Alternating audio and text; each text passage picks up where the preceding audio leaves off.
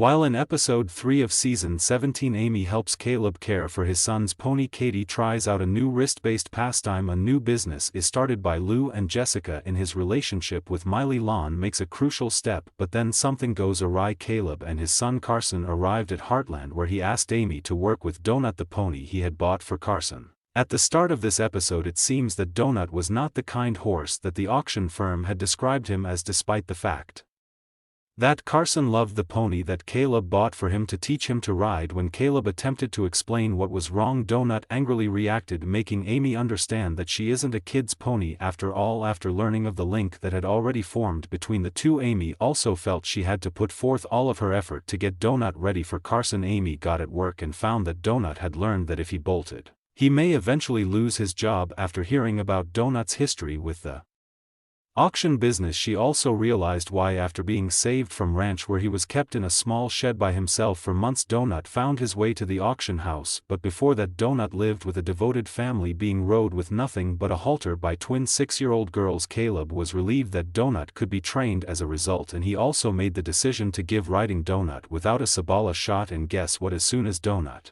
left the barn, he behaved normally and even let Amy to ride and bareback. When Caleb later took Donut out, he seemed like a completely different pony, which replies that Carson did in fact receive his birthday present. At the very end of the episode, Lindy, Caleb and Amy took Carson on a pony ride, which was very adorable. Speaking of Amy and Caleb, this episode served as yet another shining illustration of their close bond that is grown over time, especially in the wake of Ty's death. Unfortunately, Edwin's arrival to ask Amy out on a genuine date cut short at emotional moment. Ultimately, Edwin had previously sent Amy flowers to let her know that he intended for their date to be the next time he asked her out. Caleb thus observed as Edwin asked Amy out. It turned out to be a cute date involving archery, and even followed up with an inquiry about Amy's experience. However, Amy began to see by the end of the episode that Edwin might not be the best man for her. Logan received yet another new client horse from Tim in his rodeo school while Amy was assisting Caleb. Rocky, the new horse Tim purchased for the rodeo school, has a dilemma because it was intended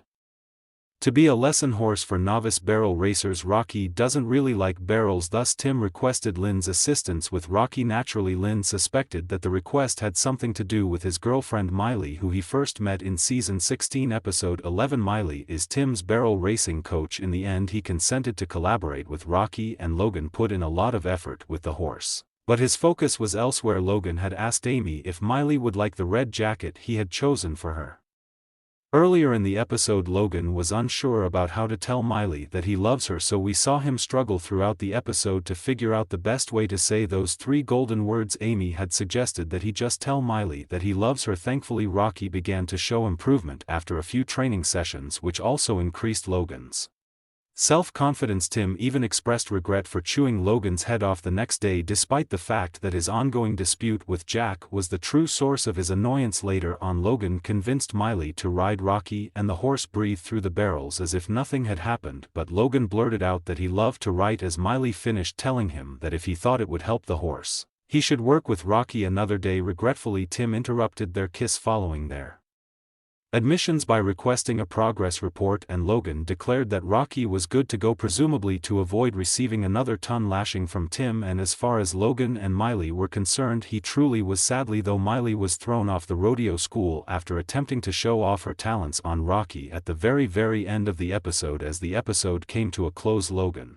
was frantically dialing 911 while sprinting up to an unconscious Miley Lindy on the other side of the fence was observing everything. I feel like Miley will be well, however it will be intriguing to watch how Logan overcomes this obstacle in the upcoming episodes. Hopefully the harm to his confidence won't be too great. Additionally, that his friendship with Miley won't suffer. A significant plot point was advanced about Jack and Tim's business adversary Nathan Price. They eventually got through to Price's foreman, however the foreman was abandoning them once more. Fortunately, Jack heard from the foreman the following day, but the news was not good. Sam's previous farm was not available for lease since Price needed it for their expanding livestock. It led to a contentious conversation between Jack and Tim about how they ought to consider reducing their herd since now that they don't have the grazing space they will run out of money attempting to feed the herd hay for half the summer. Tim was understandably opposed to it since he knew Heartland beef wouldn't last if they sold off a portion of their herd. However, Jack saw no other path ahead until his grandchildren came up with an idea. That is, thus Jack and Tim were preparing for the meeting the following day, and Jack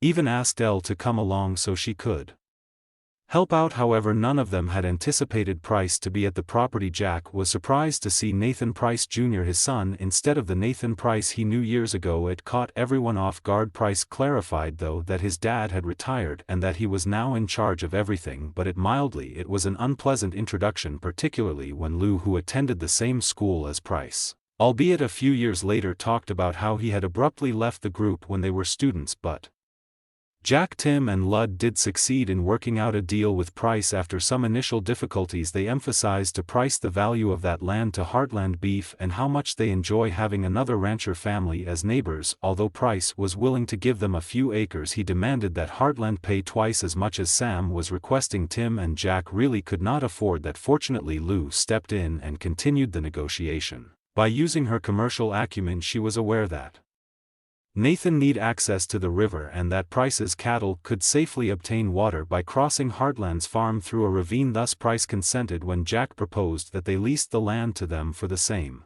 amount for a year in exchange for giving Price unfettered access to the river. The episode opened with Lou marking on a health kick, practicing yoga and meditation many times a day and indulging in swai high and green protein. Regardless of how hard Lou tried to deny it, her family saw that she was wallowing. Tim even confronted her about it, advising her to move past the setback and resume her activities. However, Lou was ultimately assisted by Jessica in regaining her confidence. Tim and Jessica met at an abandoned Hudson storefront for a major surprise. Early in the episode, Jessica's goal is to showcase her artwork and attract new customers by opening her own gallery in Hudson. She also discovered the ideal location for the gallery, an old historically significant structure in the heart of Hudson. Although Tim thought Jessica's concept was brilliant and the finest he had heard in a long time, he was a little worried about the condition of the land. However, Jessica was truly dealing with more serious issues. Any changes she wanted to make to the property required obtaining licenses because it was a historic building. However, Jessica was receiving the runaround from the Heritage Committee, which informed her that it might take up to a year to hit the licenses she required. That was obviously ridiculous, so Tim recommended Jessica talk to Lou about it. After all, Lou has significant influence over the town of Hudson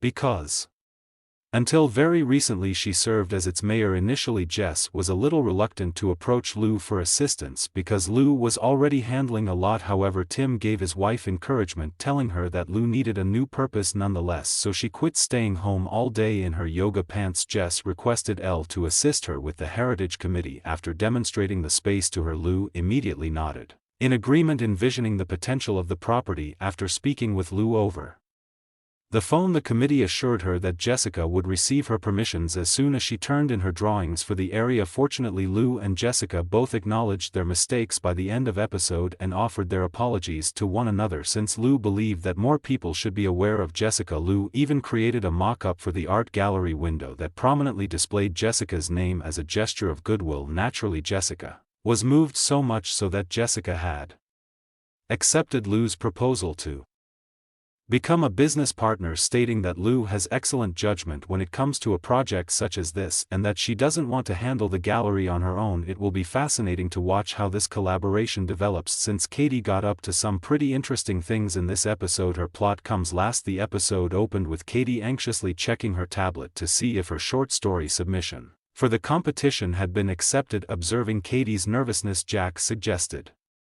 that she try something different rather than constantly refreshing the page. Katie then offered to ride the horse. After overhearing Amy inform Shadow that she won't be able to take him for a ride. After all, in the previous episode when riding with Logan she had obtained the inspiration for her narrative. However, Katie had a bad encounter with a boy riding a dirt bike while she was on a trail. Shot was alarmed by Brandon, the youngster who rode straight past Katie. Fortunately, Katie was able to stop the horse, but when Brandon stopped in front of her she reprimanded him, urging him to slow down when he passes someone and to try apologizing rather than ordering her to calm down. Katie seemed noticeably disturbed during breakfast the following morning, and when Lou attempted to discuss the issue with Katie, the teenager simply lost it, screaming that everything she tried to do ended up failing. and rushed out. It was a response to the writing competition results. Of course, it seems that Katie had done some study on the stories that previous judges had selected as finalists and then created a story she believed the judges would enjoy. However, the judges thought Katie's story was too well-known, too formulaic, and a parody of earlier works, so she didn't even make it to the finals. In an attempt to decompress, Katie took a stroll and by chance discovered a dirt bike track where she ran across Brandon once more. This time they had a real conversation, and as a gesture of contrition for what had transpired,